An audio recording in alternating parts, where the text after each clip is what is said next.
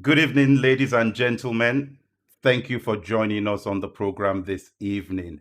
I'm sure it's going to be an exciting time. We've got a fantastic panel set up to discuss this very difficult topic. And I think it's going to be an exciting time. So I will be introducing the panelists very shortly. I also welcome the virtual studio audience. Thank you so much for being here today. It's going to be an amazing time. And for all our viewers on YouTube, on Facebook, Instagram, we are live across all our social media handles this evening. This is such an important topic that we just want to make sure that we get the message out there. We make sure people know about what's going on. Before we move on, please, if you haven't already shared the link, you've got the YouTube, Facebook, whichever one of those platforms you're on, please do share this, invite your friends to the session, and let's get this important conversation going. Now, I would introduce our guests for this program this evening, starting with Professor Abigail Ogwezzy-Ndisika. I'm sure I got that right, Prof. Yes, you did. Fantastic. Thank you very much, Prof and is the welcome first everybody.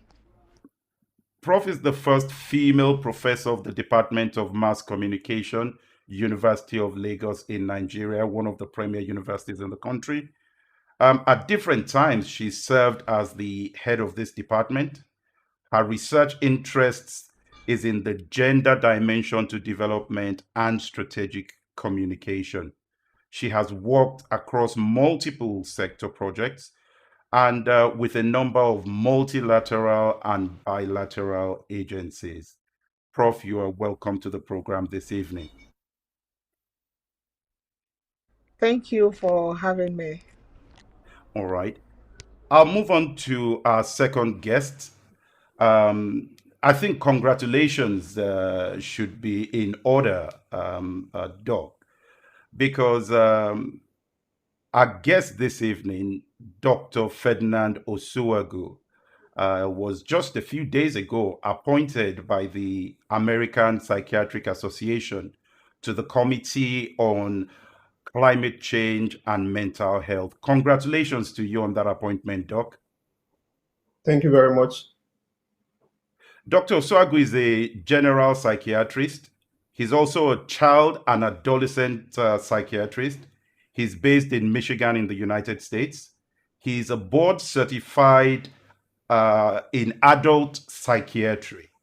And he's also an assistant clinical professor of psychiatry at the Central Michigan University and also at Michigan State University. Doc, you're welcome to the program this evening. Thank you very much. And our last panelist is Mr. Dimeji Adebayo. He is a dual qualified lawyer in the United Kingdom and in Nigeria.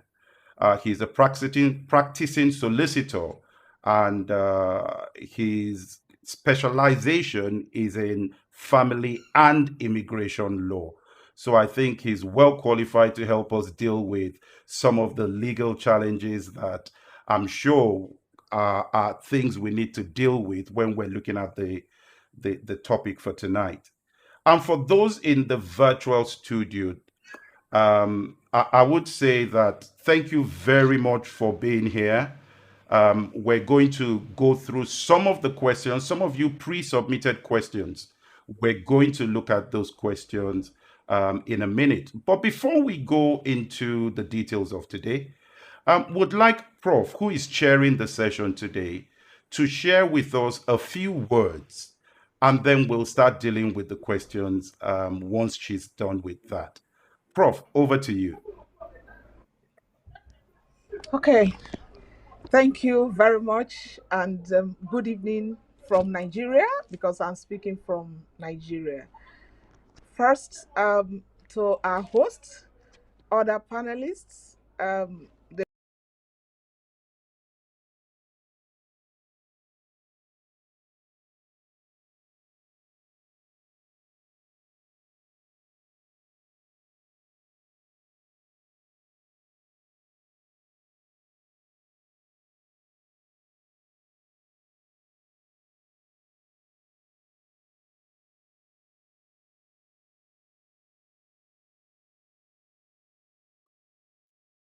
One second. It looks like we lost the prof just as she was about to start speaking there.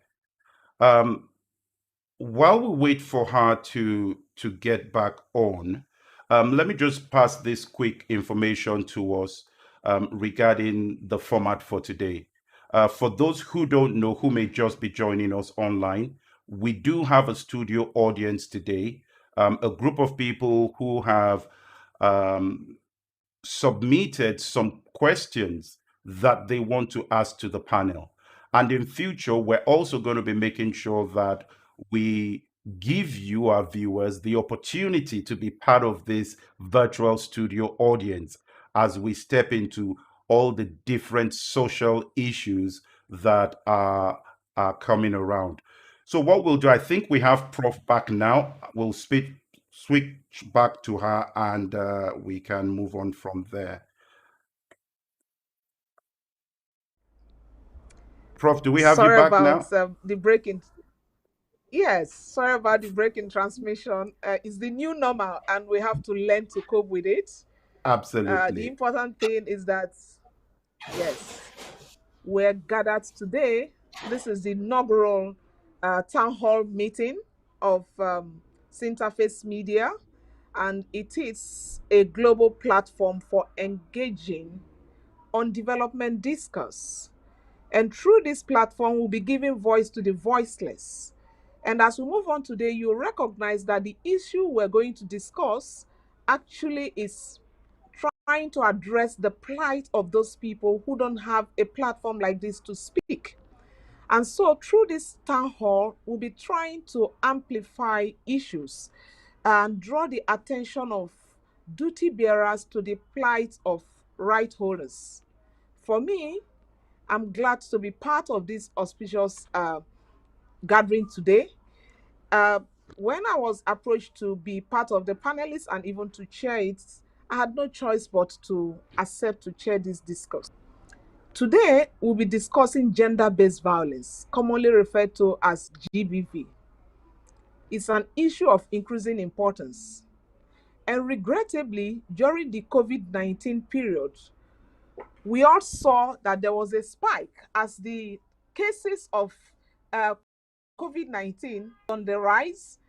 GBV was also plateauing. And indeed, it is a very dark and dangerous situation. So I'm not surprised that Interface Media decided that this meeting edition will focus on gender-based violence. Hopefully, through this discourse, we'll try to set agenda on the way forward in search for solution, try to build public confidence that actually we can have solution to this issue, mobilize our colleagues and people in other parts of Sub-Saharan Africa to speak and gradually fight this issue of gender-based violence, which has reached a level of what I would say is impunity because people are doing it and getting away with it. I'm optimistic that putting gender-based violence on the front burner will give citizens the necessary push to demand from duty bearers action that will address some of these things and prevent and mitigate gender-based violence. For us, it will also be like the host said, we're going to have other sessions to be an opportunity, to be a platform to amplify the voices of the voiceless, also amplify the voices of survivors, and point victims to the direction of seeking for redress such that they can get justice and also reduce the impunity. Today, based on the introduction, it's obvious that we have an array of experts to deal with the topic. So I'm very confident that they will do due diligence on this in the search for a solution to gender-based violence. So on this note, I'd like to hand us over to our host, Akin Akinyemi. Thank you very much. Thank you, Prof, for the very kind words. But, Prof, there's a question I have for you before we go on. About 2 weeks ago or 3 weeks Okay. ago, when this topic was initially Mhm. raised by somebody, they had GBV in the note of what they sent to me, and I looked at GBV and I was, what is that? Now I shared that on one of the WhatsApp platforms that I'm on, and that created some discourse because people started saying, what is this? Is this domestic violence? Is this? Is it that? And I thought, hang on, what is it? So, Prof, please help to explain, what exactly does this cover? Is it just a fancy name that's been given to something that hides the real narrative about it? Help us out, Prof. Okay, thank you very much. Um, Gender-based violence is derived from the word violence. And what is violence? It's anything that results in physical, psychological, sexual harm to male or females. It can also come in the form of coercion, arbitrary deprivation of your liberty. Somebody comes and says, well, you can't go out. Another person says, oh, either person can tell you, whether it's a duty bearer or it's a spouse, can say, you can't do this, you can't do this. They try to limit your liberty. It can be in form of coercion. You can also be, it could be in form of physical harm. It's a form of violence, and it happens to males and females, whether it's a woman, boy, girl, a man. It's there. But it is referred to as gender-based violence because it has got that face. And UN came up with that based on the fact that it is done more to the females than to the males. It's not as if men don't suffer from violence. People don't inflict violence on men, but it is more on women, and rightly so, because of physical strength of male versus female. So it's seen more that it happens to women and or females. And when you look at global statistics, it will speak to this. One in every three women must have suffered, or females will have suffered one form of violence or the other. And that is why they say it's gender based violence. And that's why we refer to it as GBV. Thank you, Prof. Let me go to Doc to start off with. Doc, in your field of work, are you also seeing um, GBV as an issue that is coming up more often? Thank you for that question. I don't think it's an issue that is coming up more often. I think it's an issue that has been very pervasive all this while. The only difference is that now people are talking more about it. So it's almost like a pandemic that has been there all this while, but the veil is being lifted off currently. And then people are more vocal and more able to come out to the fore to talk about it. So in my practice, I've noticed many patients, and the trend I notice is that people are now more comfortable to talk about it, even though it's been around for a very, very long time. All right.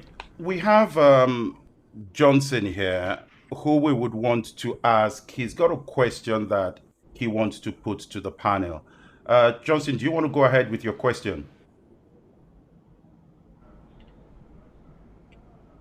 Yes, so good evening, everyone. Um, so I have two questions that I want to just briefly ask.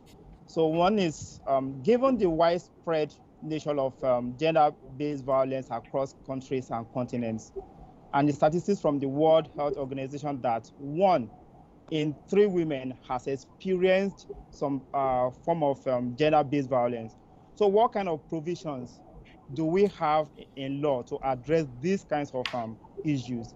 Then the second question is, so what would be your advice to those newly married couples, but in particular ladies here, who are presently experiencing one form of gender-based violence or the other in their marriages.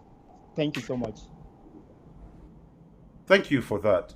All right. I think, Mr. Adebayo, the first question is probably something for you to handle there. Do you want to address that question first? Yes, I do. I believe the speaker is referencing Nigeria, and not the UK. Like you said, I practice in both countries. For the UK, we've got it covered.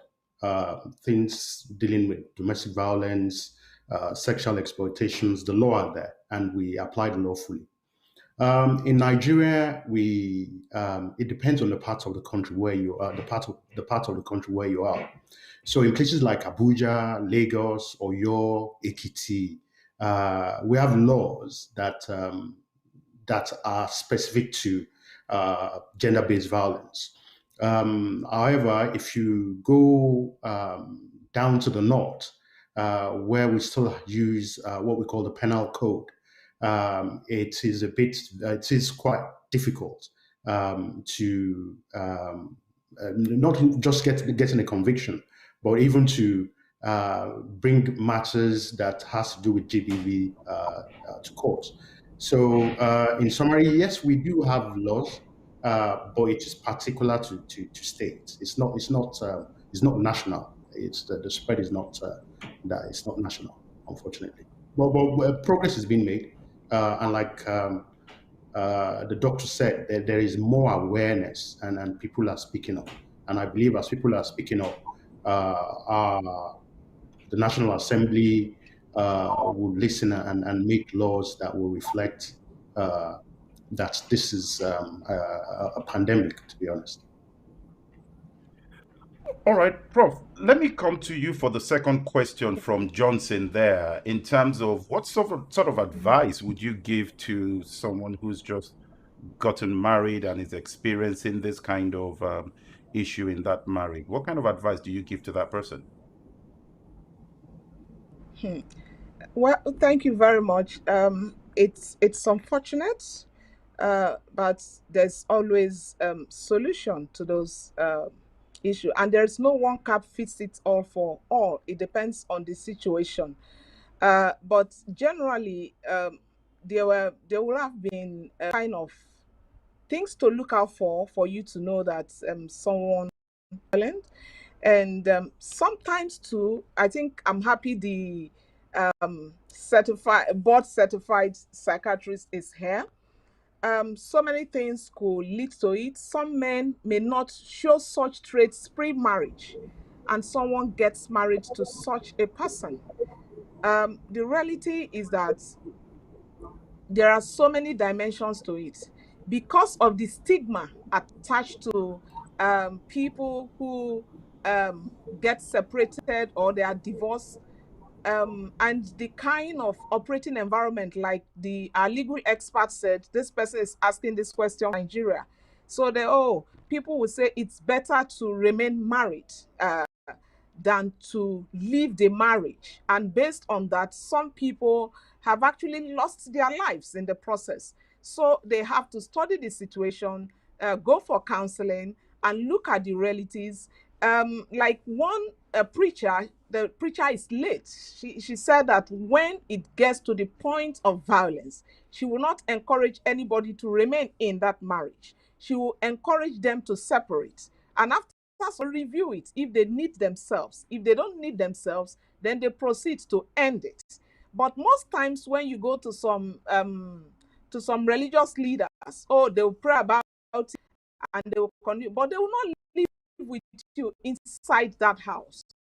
So you have to decide what is more important to you. It's either your life is more important to you, marriage is more important to you. And if they get, after they find out there's peace, they have realized their mistakes, and there is a sign that it's not going to occur again. That's why you have the word separation. They can come back together, but know that your to go is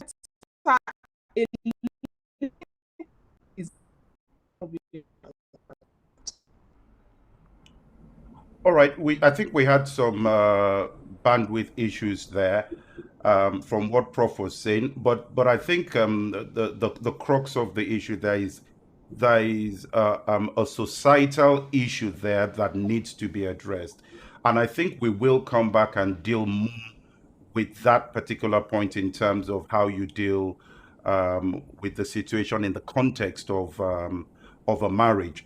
But right now, we have Dr. Babayemi from the United Kingdom who has a question that he wants to ask the panel. Dr. Babayemi.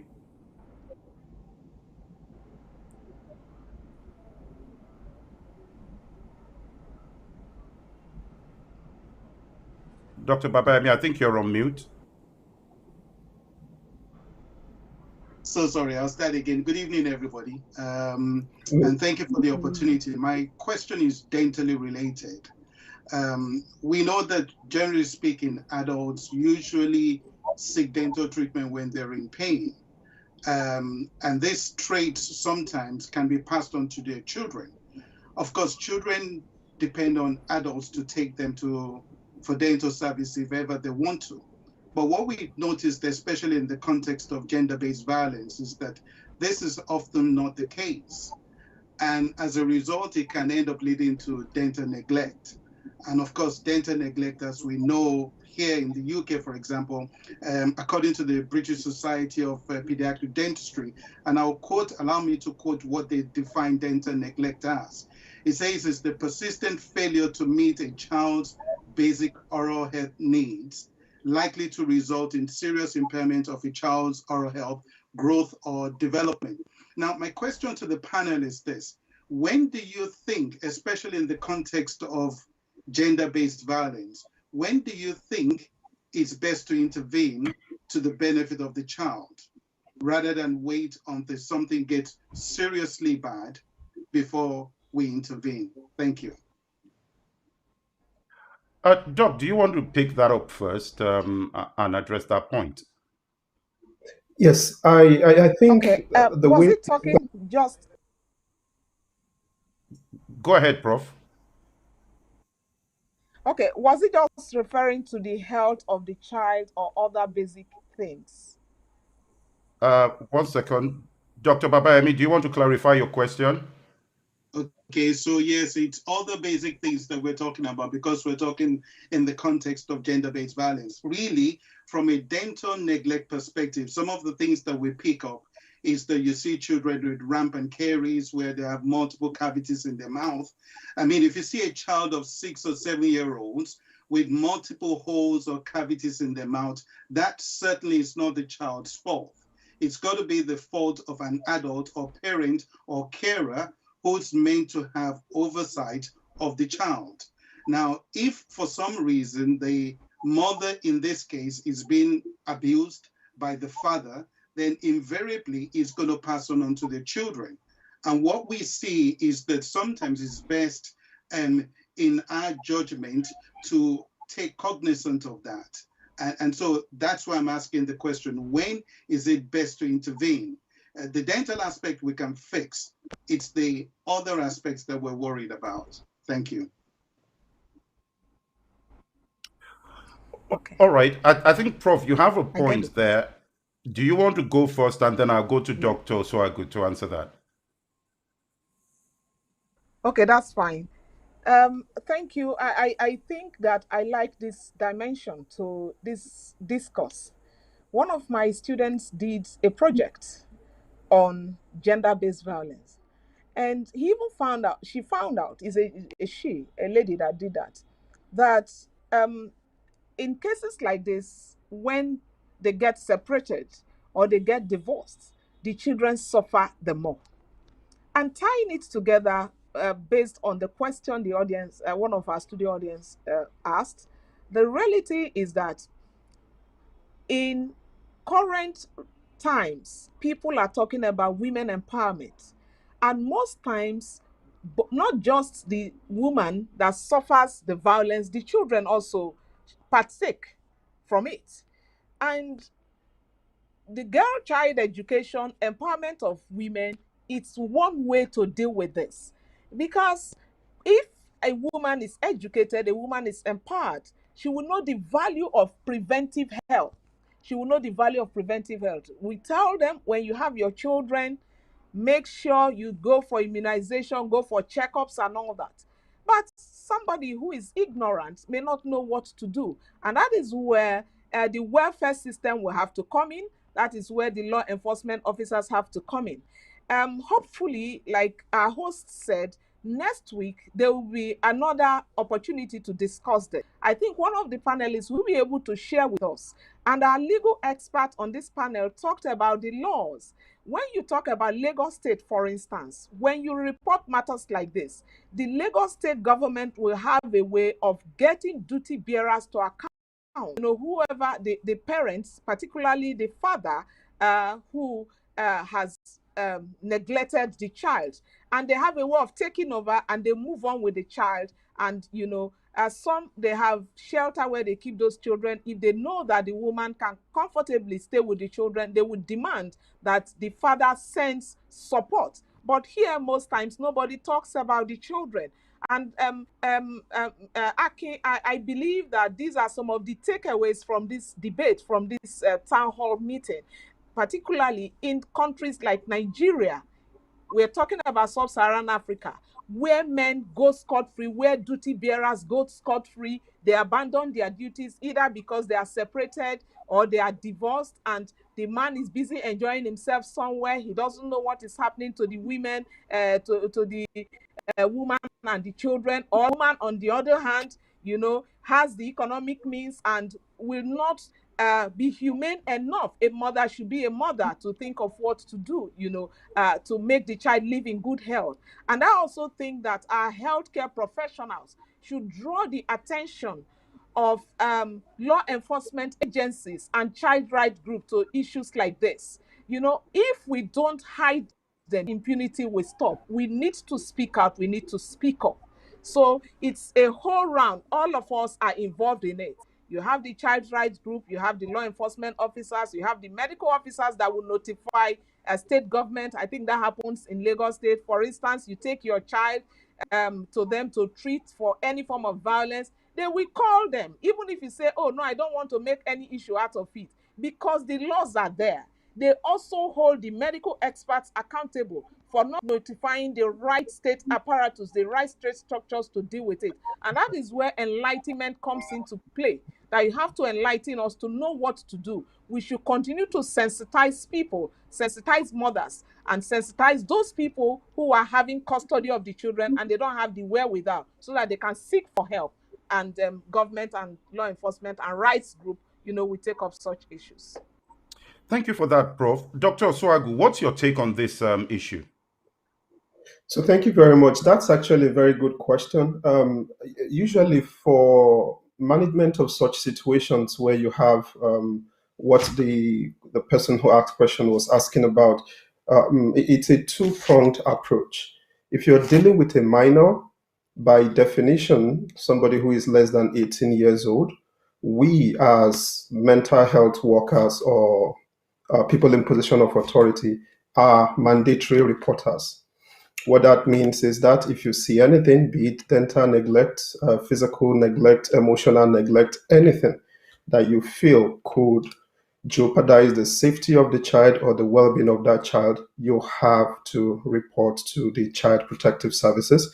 And I'm assuming in Nigerian context to the welfare system or to the authorities who are saddled with such responsibilities. Now, if you're talking in the context of an adult, so we are talking about somebody who is more than 18, somebody who can make their own choices and decisions. Now, because it's a very challenging situation for most people when it comes to neglect or abuse, you have to meet the patient where they are. What I mean by that is that we have to adopt what is referred to as a survivor-centered approach.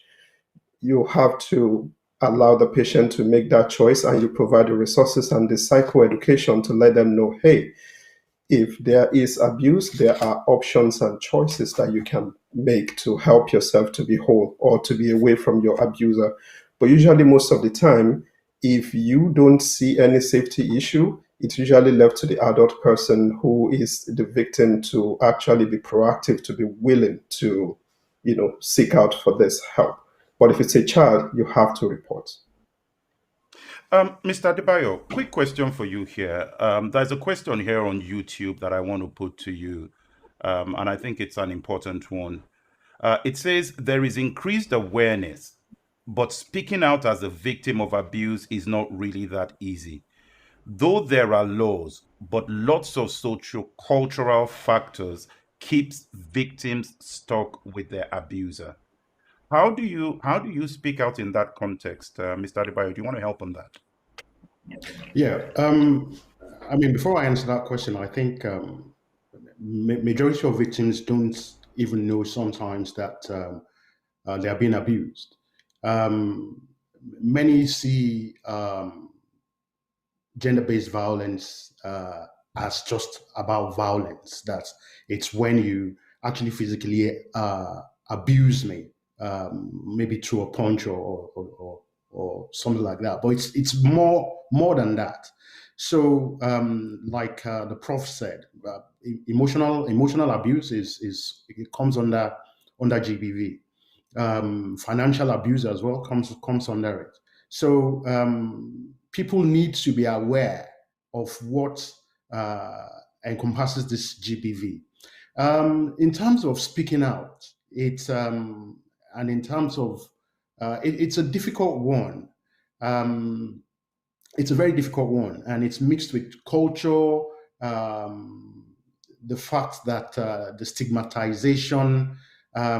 It's difficult. It's a very difficult one, and again, I'm talking about in the Nigerian context now. Who do you report to? So we've seen instances whereby you go to the police and you tell the police that my husband beat me up, and the police will say, "What is wrong in that?" You know, I was talking about the North. Under the penal code, there's a law that actually says that your husband has a right to punish you, to correct you. And correction can be with slaps, it can be with a cane. So it's a difficult one. That is what I would say. It's a very difficult one. To break that cycle will take time. But people just need to keep on pushing and educating people out there. All right.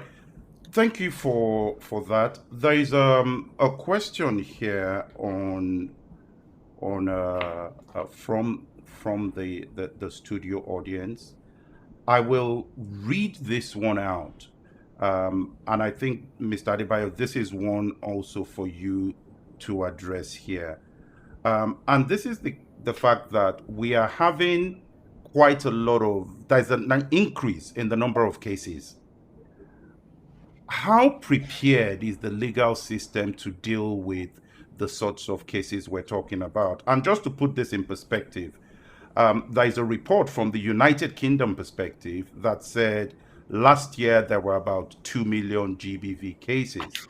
Of the 2 million, 695,000 were men, right? How can the legal system cope with the kind of volumes that we're talking about here? It's very well in the UK. I would say we're coping relatively okay. Now courts are doing remote hearings. So although there's a slight delay, but we're doing relatively fine. And where children are involved, cases are put up to up the ladder. In Nigeria, again, it depends on the state where you are in. Lagos is doing well. Lagos is quite proactive. Oyo State too is doing well. Rivers is doing well as well. There are some states in the south in the southeast as well that they're doing well. But it's tough and it's challenging. Again, it goes back to that question. the society, do we even know that GBV is occurring? If you don't even know, what are you reporting? You know, but I think that the legal system is pushing on. It's quite slow in Nigeria, but like I said, Lagos is the pioneer state when it comes to taking action. They're doing well. Fantastic. Now we have someone in the virtual studio audience, Vera, who also has a question that she's going to ask. Vera, please unmute yourself. Okay, yes, good evening, everyone. Good evening. My question is actually for both victims and perpetrators of gender-based violence. As we are addressing this issue, it is also pertinent to know what level of after-the-fact therapy is enough. For example, a husband who beats his wife, blue black, had the extended family talk to both parties, who told them to hug themselves and warned the husband not to hit the woman again. Okay, so I would like to know the level of after-the-fact therapy that is enough for such a case. And one of the panelists just mentioned in the north where it is proper, and if you report to the police, the husband beats the wife, and you said it's a part of the culture, it's a part of the law in the northern Nigeria to beat or to correct the wife. So I'd like to know the level of after-the-fact therapy that is enough for such a case, please. Dr. Osuagwu, I think this is one for you to start with. So, in terms of gender-based violence, usually the most important thing is safety comes first. So, if there is issue pertaining to safety, then you need to act to help the person to understand that you have to protect yourself and take conscious efforts to help you in terms of your safety. Now, the next thing is the treatment modalities which we offer. Usually, we have a form of therapy known as trauma-based cognitive behavioral therapy, which is what we tend to offer to victims of violence. And what this entails is to help the person to, go through the process of actually understanding what led to the abuse, understanding what does abuse mean. Just like Mr. Adebayo just rightly pointed out, sometimes we may not even be aware what abuse is. Abuse is not necessarily somebody physically harming you. It can come in different shapes, forms, and to let the person understand that, and then we help the person to build what we refer to as coping skills to help them to actually understand that, hey, just because you've suffered this abuse does not necessarily mean that you are the person who is at fault. The person who perpetrated the abuse is perpetrating it because they want to do that.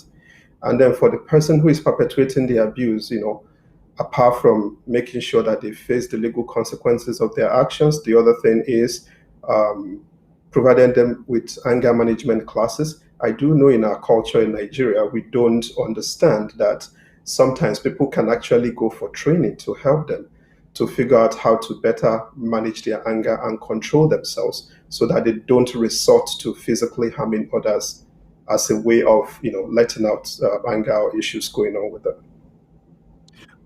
Prof, there's a question on YouTube here that I want to put to you because you dealt with it a little bit. And this person is saying that GBV is about women abused. What do we call the situation where men are abused? In recent times, the table is turning and there is an increasing incidence of men being abused by women. How do you respond to that, Prof? Well, it's like I stated when I was trying to give a definition of gender-based violence, that it happens to both males and females. But the reality is that it happens more to women. The person who posed the question is correct. I think last year or 2 years ago, there was a report by Lagos State government, bringing out statistics of the number of men that have been abused. So the abuse goes both ways. But till date, available statistics show that more women are abused. More women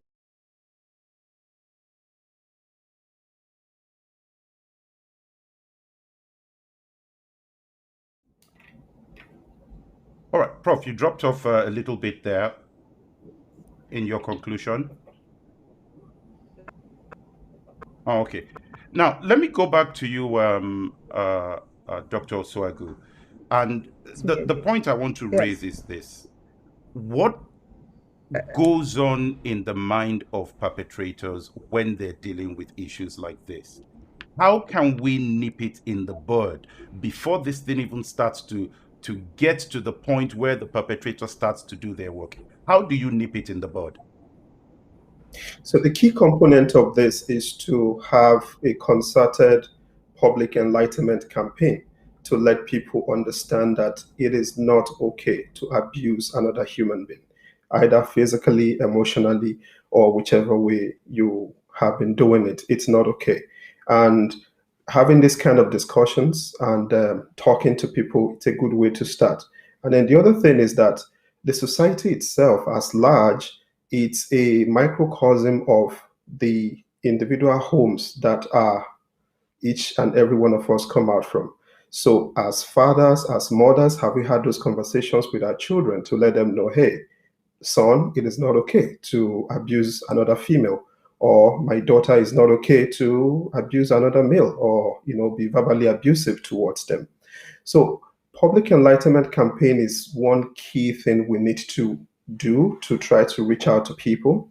And then the other thing is that I know in our culture we have this machismo attitude. We don't believe that having therapy sessions, it's something that men should have or what people should have. But it's actually something that can help people who struggle with their moods and emotions to understand that, hey, it's okay to actually get treatment, and somebody can actually walk you through how to manage your anger, how to manage your emotions so that you don't use negative means to express whatever you might be dealing with inside you. All right, but how do we address that? How do we get the man? Let's go with the man, right? Who says I don't need therapy, but then there's an underlying issue there. How do you address it? So usually, what we have, especially in the culture we have, it's an emergence of peer-based, support groups where you can actually talk to a fellow man and say, hey, it's okay to actually expose your weakness and say, or admit that you're human and say, hey, I need help. I need somebody to talk to. Sometimes having another man talking to you to say, you know what, you can walk away. You can take a walk. You can go do something else. You don't have to respond, in an emotionally driven, violent basis for everything that you are upset about. There are ways you can channel your anger. Go take up a sport. Go, take up a hobby or something. Learn how to communicate with your spouse or significant other or people in your life to say, hey, this is how I feel about this, instead of acting in a negative, violent manner towards them. So that's a peer-based solution with other men has helped. And there is a huge drive here known as the Babas Initiative. Men go to have their hair cut. And then these are Babas who have been trained in how to be psychologically minded, because people have conversations and they can drop hints in there as they are cutting your hair to let you know, hey, how are you doing? How is the family? Whatever you're going through, hey, it's okay. You can actually reach out to a therapist or talk to somebody who can help you walk through these issues. Thank you for that, Dr. Osuagwu. I think we've got Hope Orivri in the virtual studio audience who has a question. Hope, please unmute yourself.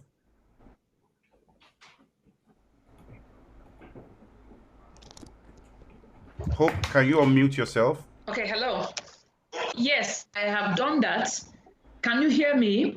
Yes, we can. I have done that. Okay, we can fine. hear you. Okay.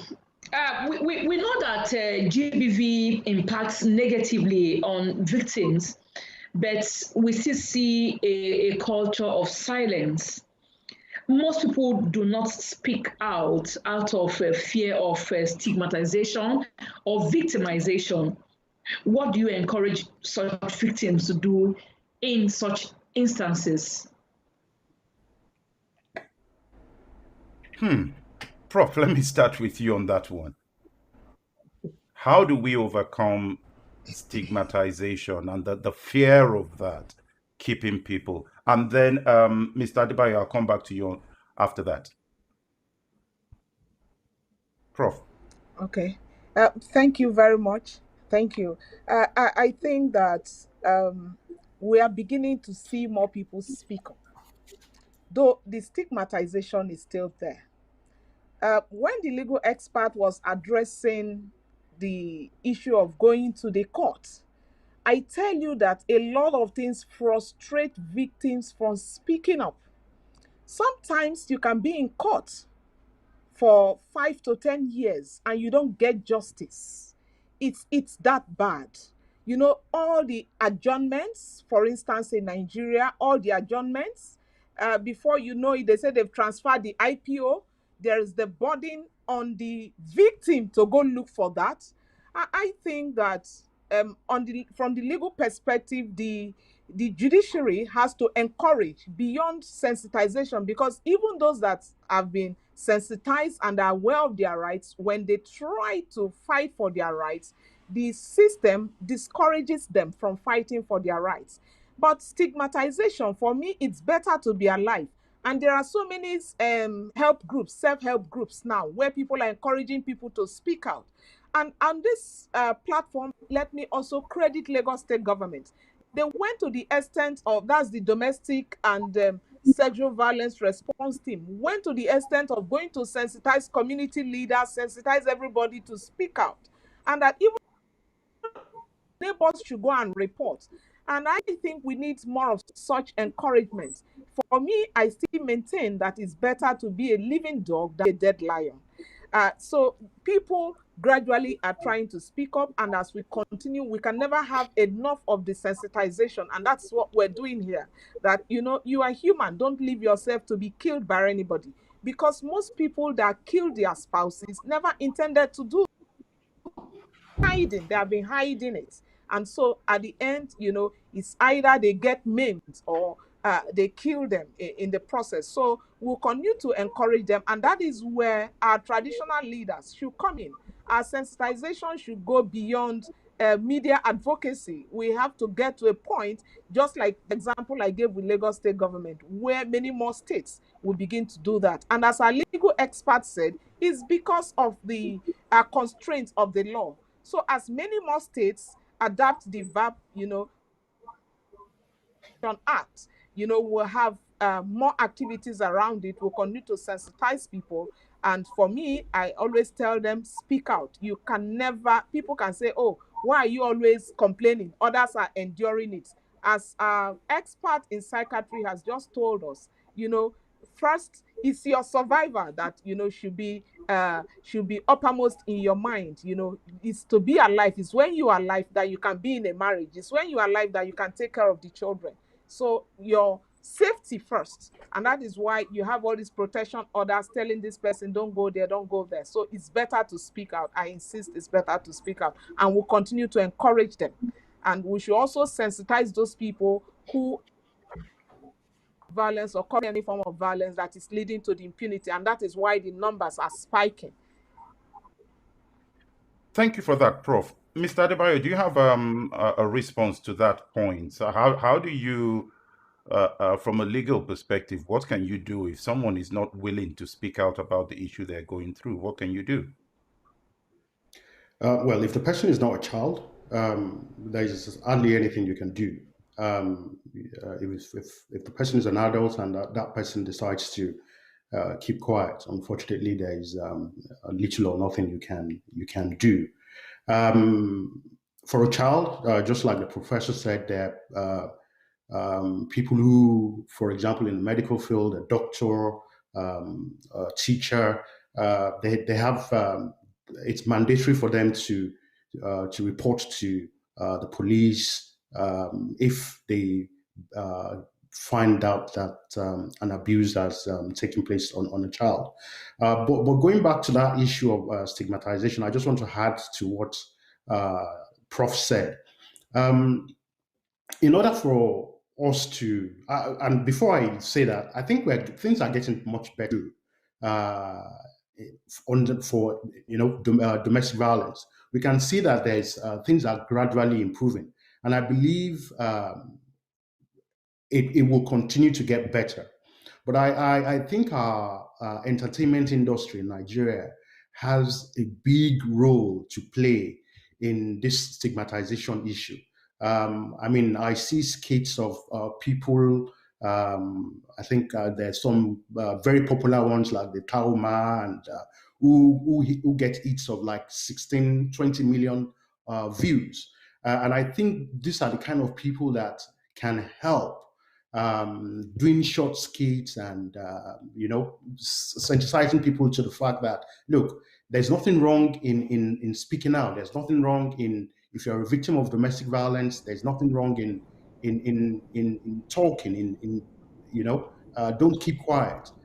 Get out there and talk. Report if somebody's abusing you. Get out there and talk. I like what the Prof said about the barber, where barbers are being trained and they can people can talk to barbers. I mean, that is a brilliant initiative.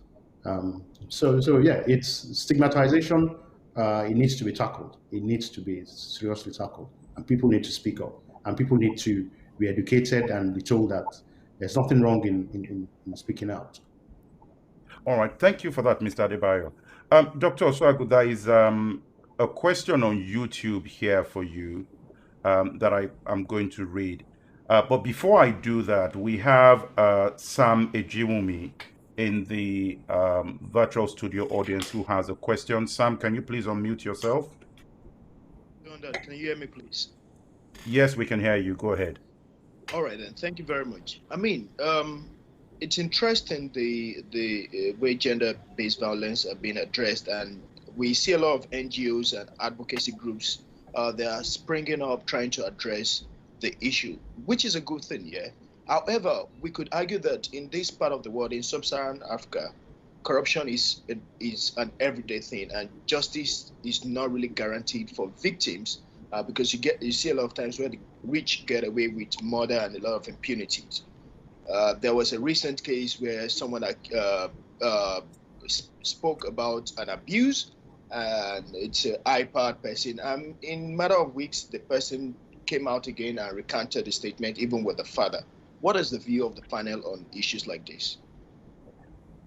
So we're talking about advocacy groups and the effectiveness of advocacy groups and the impact of corruption. Is that what you're saying? Yes. Yes. Okay, fantastic.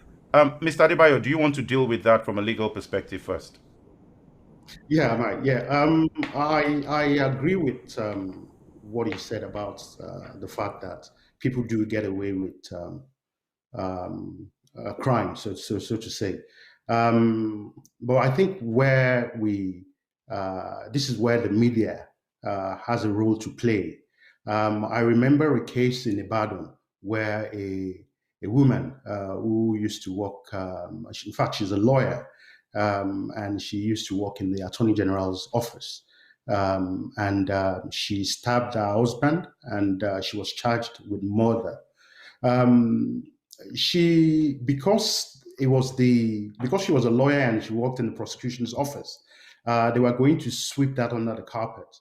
But because of the media attention that generated at that time, and the fact that the media would not let go of that story, the director of public prosecution had no choice but to follow through with that case. So I think, yes, there's corruption in the system. People do get away with murder, so to say. It depends on how, and it's all over. It happens in the UK, it happens in the States, it's all over. If you can afford a good lawyer, the chances of you getting away with a crime is higher. But going back to the question the gentleman asked, I think the media has a role to play.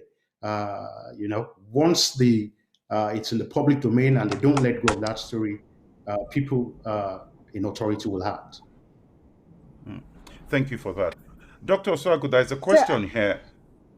Prof, do you want to comment on that? Yes, I just wanted to reinforce what the legal expert has said.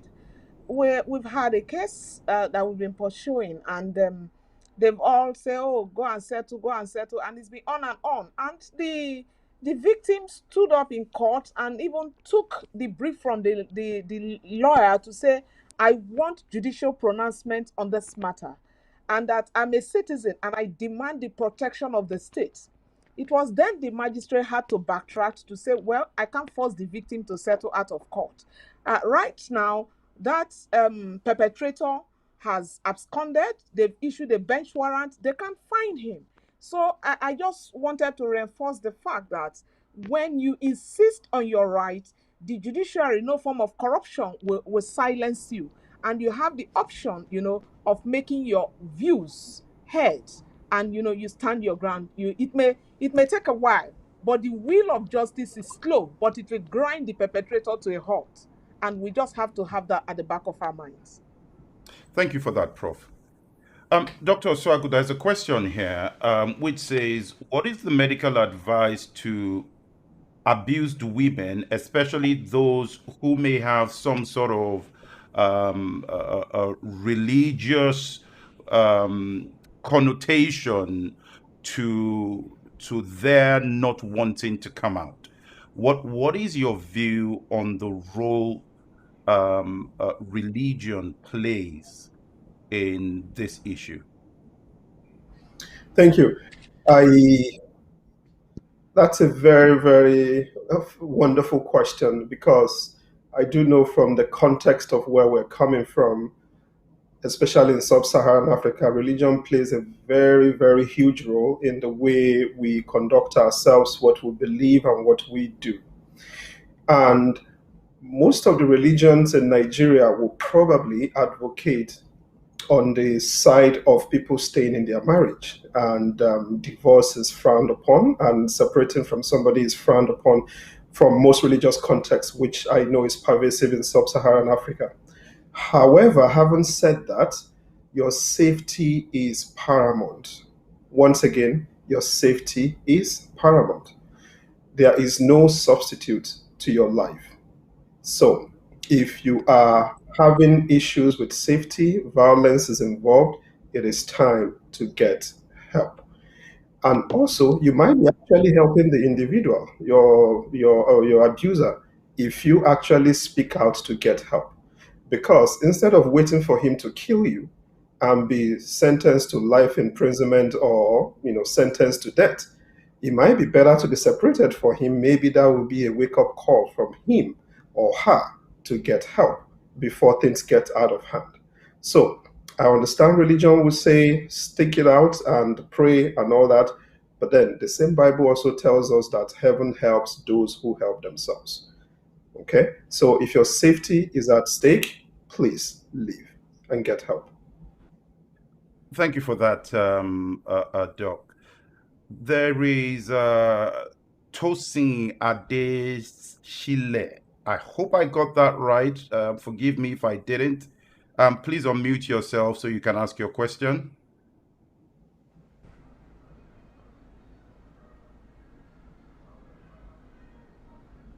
Okay, thank you very much. I must commend the organizers and Abigail Ogwezzy-Ndisika.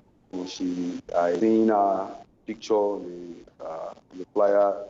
I know I'm going to get certain knowledge added to the ones I have as far as gender-based violence is concerned. So, well, my question is about victims of gender-based violence. How do you help a victim that is not willing to speak up regarding their predicament, particularly when the supposed helpers cannot provide the help needed? How can we manage the situation? Thank you for that, Tosin. That's an interesting perspective. And Prof, let me start with you on that point, because we are advocating people to speak up. But in this particular case, we're saying speak up to who? If this particular individual you're speaking up to cannot help you, is there still value in speaking up to those individuals?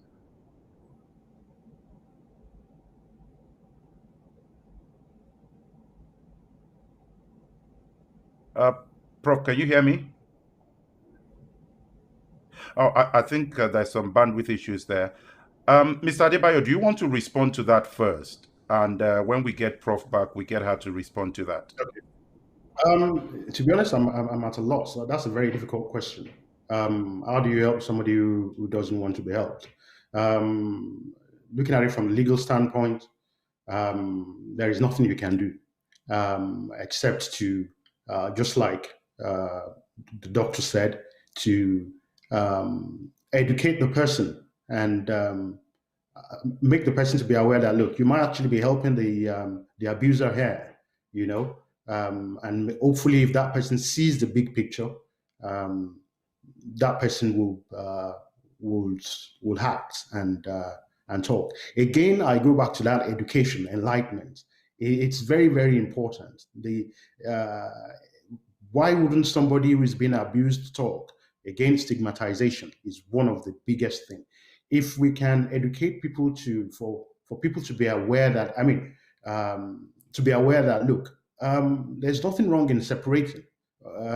Society might not like it, but your safety is important.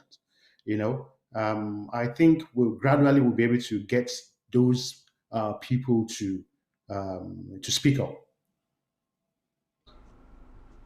Thank you for that. Prof, I think we have you back. Do you want to respond to that question? Yes, if I got the question, he was trying to find out how we can strike a balance between stigma and the choice to report. No, what he was saying is a situation where someone wants to speak up, but then the question is, who do you speak up to? If the person you're trying to speak to or you have around you doesn't have the capacity to help you in the situation you're in.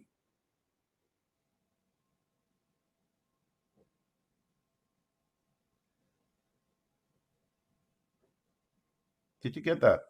Oh, I think we've lost Prof. All right. Babatunde Postino, please forgive me if I'm pronouncing that wrong. Can you unmute yourself and ask your question? We'll come back to Prof on that question.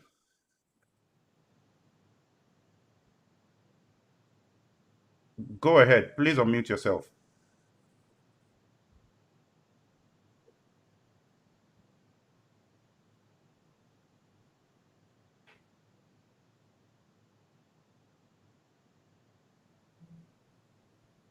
Seems like we're having quite some bandwidth issues on that end.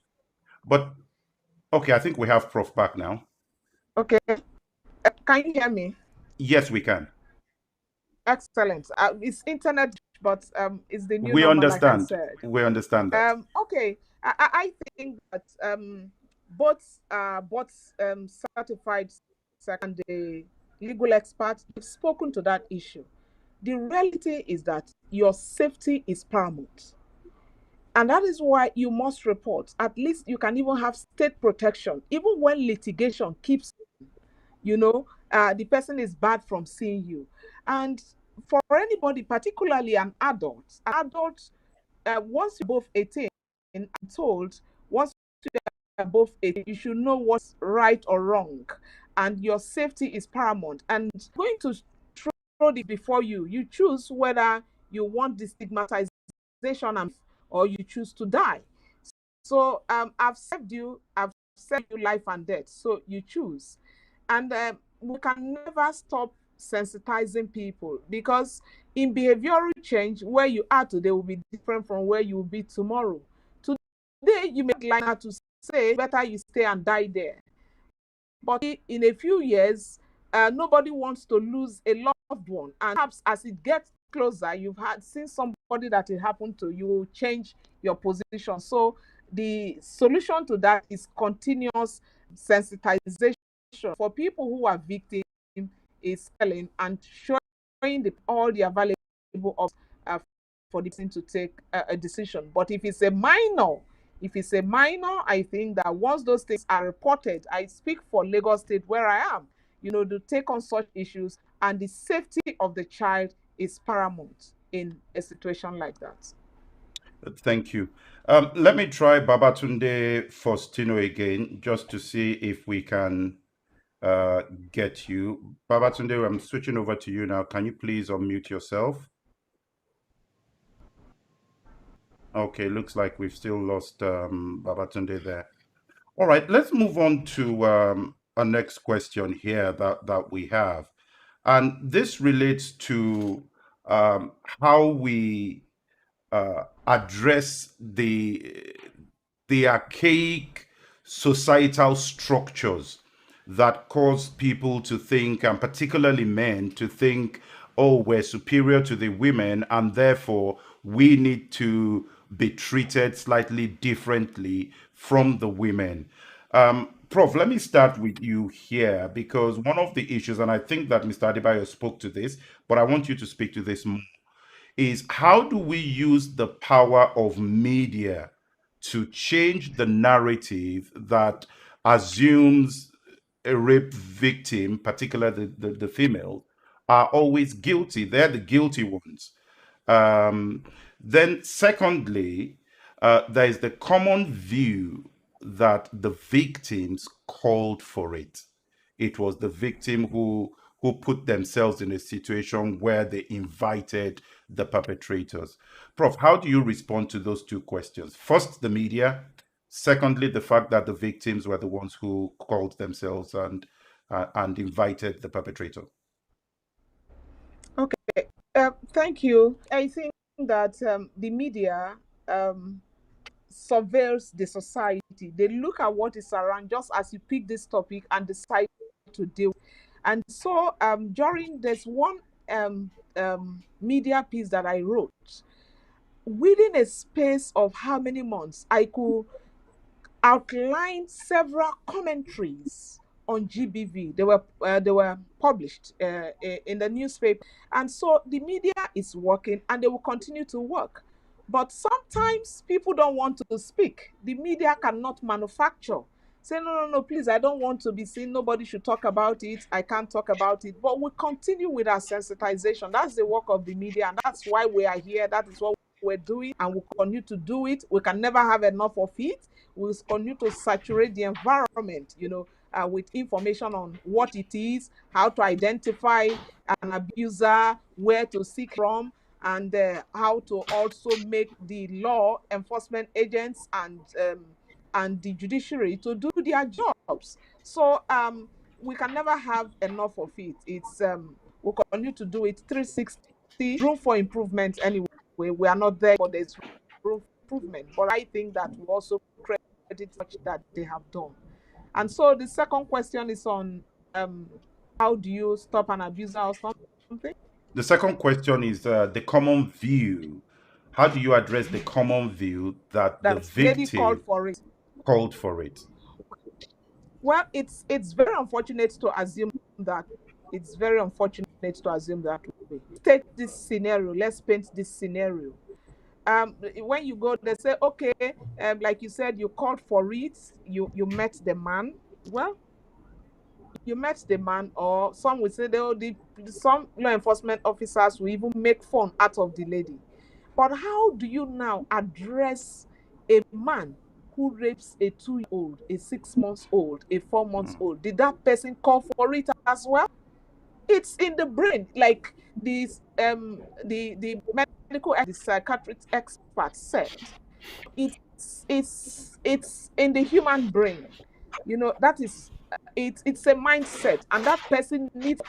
Unfortunately, in this sub-Saharan Africa where we're discussing today, people don't see the acting in that manner as having a mental health issue. It's a mental health issue. It's a mental state that's abuse, or that makes the abuser to think of inflicting any form of violence on the victim.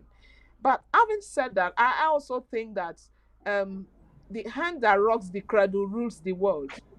As we socialize our children, we should begin to talk to them. I come from a family of 5 boys. I'm the only girl. I have 5 brothers. They are very protective of me. They are very protective of me. But some don't, where somebody with, this thing is about power relations. I'm stronger than you. I can overwhelm you. I can do anything about you.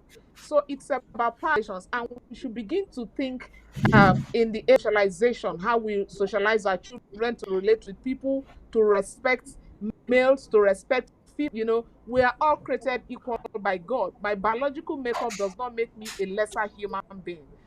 And that is the way to go. Those people who think that it is the fault of the lady, in my opinion, they need the help of our psychiatrist, the expert. The expert, we need to perhaps do a manual or do a special message, to address those people. I think that we also need to focus on that aspect in our communication. We need the perspective of the expert, to begin to re-socialize, people who think that the ladies call for it. We never called for it. The victim never called for it. The child didn't call for it. The husband beating didn't call. The wife beating didn't call for it. Just imagine that you are of the victim.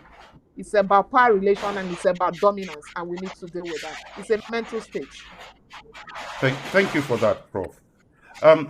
Just before we move on, Babatunde Faustino has put his question. Can we all go on mute? I can hear some noise in the background. But Babatunde Faustino has put his question in the studio audience. Thank you for that, Babatunde. I'm sorry we're not able to show you on here. The question is this: are there any intergovernmental bodies in place that go beyond paper pushing and benefit the rural areas victims? What kind of help do you need from a grassroots perspective?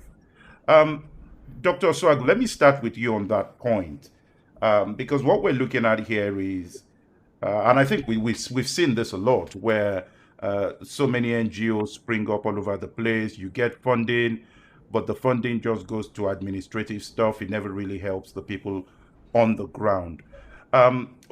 What's your take on that point, Dr. Osuagwu? In terms of grassroots level, there's still a lot of work that we need to do. I don't think we have enough resources for the rural populace that's in sub-Saharan Africa. And the reason is that historically we've tend to, push resources, minimal amount of resources towards those areas. But having said that, that creates an opportunity for us to have a different sort of rethinking and to come up with solutions that are local that will help us. For example, each and every one of us is a complex interplay of our genes, the environment in which we are raised, and that's how we, form and shape our views and opinions about issues and things. At the home level, do we have fathers? Do we have peer-based groups in churches within men to let them understand that it's okay for a woman to wear shorts? That is not an invitation for you to sexually, molest her. It's not right for you to take advantage of anyone in any shape or form, irrespective of however they are, attired or not. And these are the kind of conversations we need to have at that grassroots level. If the churches are going to take leadership role because they play a very strong role in how we perceive things, that is something that will be very welcoming, to let the men know that we do not have a right to take what somebody has not given to you. So if a woman says no, no means no. You do not have to force yourself on that individual and now hide under the guise of, well, she asked for it, or maybe she dressed up in a way that provoked me. No, you are only accountable for what you do.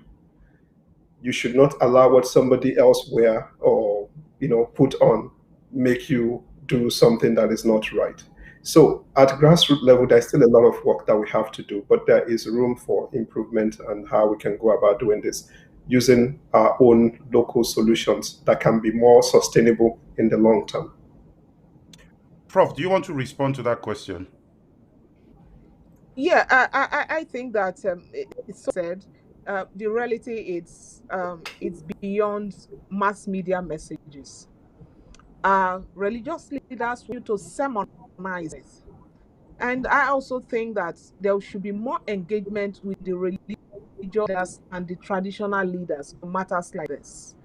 Uh, Most times, it's because of religion that people remain in abusive relationships. But God says, um, it didn't. It said it didn't ask to if you can love our spouses the way Christ loved the church. To be thinking of that person from your own perspective. And this uh, preaching should continue. The sermonization on this matters should continue. To be fair, I've seen church bodies that have organized drama, they've done poetry, communities have held community dialogues like this. That way we'll all be in it. We can see the reality and collectively fight GBV, not the government alone, not just mass media from the level, the family unit. And that is why anybody who is a victim requires the support of the family. It's because many people who are victims don't have family support, that they can speak out. If your family, for instance, supports you to speak, going to speak out. But if they work against you, so the family being the smallest unit, the sensitization should be there. And that's why we need to take all these issues to the community level, to the level of the religious bodies. Together we can achieve, together we can fight GBV. Thank you for that, Prof. Mr. Adebayo, let me come to you. We have about 10 minutes left for the session today, but there's some important points on YouTube and a question here that I want to put to you. A common theme among victims that don't speak out until much later when evidence has been destroyed.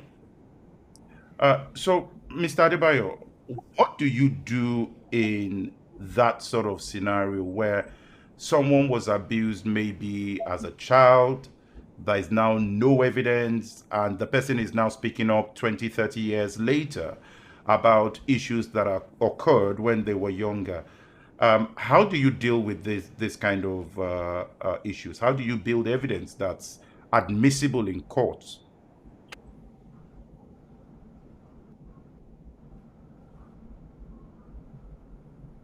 Mr. Adebayo, I think we've lost your audio there.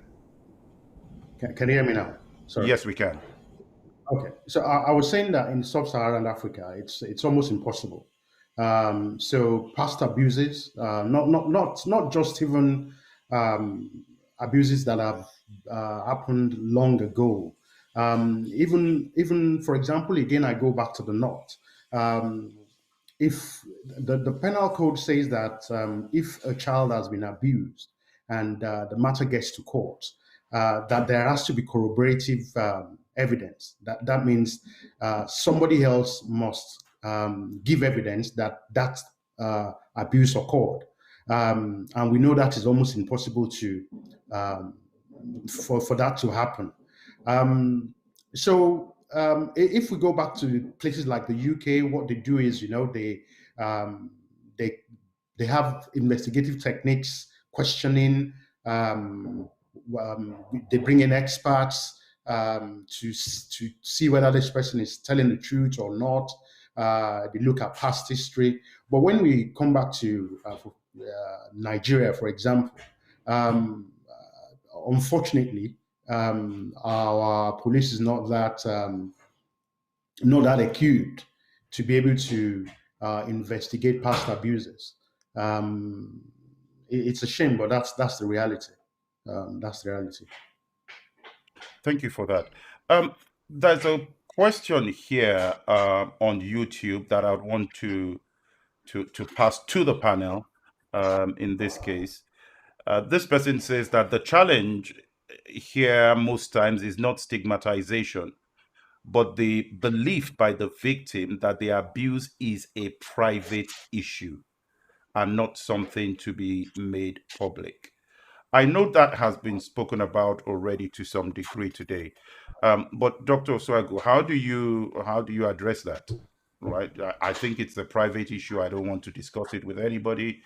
How do you address that? So, in my practice as a psychiatrist, one thing I come in contact almost on daily basis is scenarios like that, where you have an abuse victim, they tell you about what has happened, and then you give them the resources how to get legal recourse. And then they will say, you know what, I don't think I want to deal with that. I want to handle this on my own.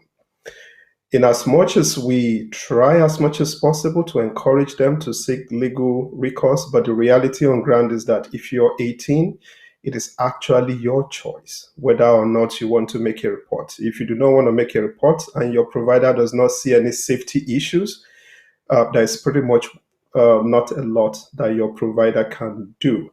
And that this comes to the other piece of the whole situation, which is abuse leaves a scar inside you. And the idea of people who are managing your mental health issues is to help you to be whole. And being whole is a personal and a private thing, meaning we have to meet you where you are. So if you feel like you don't want to make this public, and that is the way you're going to feel whole, we might inadvertently traumatize you more if we pressure you to go and report. The only situation where that is thrown out through the windows is if it has to do with a minor or a child, then absolutely we have to report to law enforcement agencies because a child is involved. But if it's an adult, unfortunately, our goal is to make you feel whole. And if that feeling whole means you do not want to make this public, we just have to respect that decision. But we have to also do our fiduciary duty to give you the resources and the psychoeducation about how to get help. But if you don't want to, there's really nothing we can do. Doc, let me ask one question there. And this is really just echoing something someone has put on YouTube here. And the question is this: can abusers really be helped after the event? Does the sort of medical advice we talk about here, does it really work for someone who has been abused? Can they overcome this? People who have been abused, who have gone through trauma-based cognitive behavioral therapy, sometimes a lot of them actually, you know, improve in terms of mood and also get better over time. There are some people who might have long-lasting scars which you cannot really erase, but at least when you're doing therapy with them, you give them the skills and the coping mechanisms to help them so that anytime they have flashbacks from those abuse, they can actually use those coping mechanisms to help themselves so that they don't have plummeting of their mood. But in terms of the abusers, some people go through anger management classes and then they improve. But unfortunately, the larger percentage of them are serial abusers, especially people who have other psychopathies involved, people who are antisocial, who don't have any empathy for other people. They might become serial offenders and keep, repeating the same situation on and on and on again. But there are some people who might take the help from mental health professionals and actually improve. Thank you for that. And I want to say a big thank you to all the panelists for being here today, giving up your time. And I'm going to have to apologize to some of those we have in the virtual studio audience who maybe we haven't been able to get to your questions. This conversation will continue next week. We want to hear the perspective of somebody working on the grassroots, working with people who are abused, who have gone through one form of trauma or another, who may have overcome the situation, and also those who maybe are still going through that issue. So we'll walk to that for next week. So this conversation can continue and we can continue to raise awareness about this very crucial issue. Prof, we have about 2 minutes to go. Do you have any parting shots that you want to share in the 2 minutes? Well, use to thank panelists and studio audience and those, for this town hall. There is a place for gender-based violence stuck to our development. It's an obstacle to peace in the society, and together we'll fight gender-based violence because it's a threat to human rights. It's a threat to the dignity of the person. And a nation can only be built from homes where peace reigns. So let us fight gender based violence and violence in any form so that we can have a peaceful society. Thank you very much for joining us, and the discussion continues. Prof, thank you for your time. We really appreciate that. To all those on in the studio, thank you so much. I hope you have learned one or two things from the conversation. Please use the hashtag TME Town Hall if you want to share any comments about this session. And for those who are on YouTube and Facebook, Instagram, thank you very much for your contribution to the session. We appreciate your help in being here. Dr. Osuagwu, thank you once again. Congratulations on your Thank you. appointment. Mr. Adebayo, thank you again for being here. And we look forward to seeing you all again next week for those who can make it. Thank you.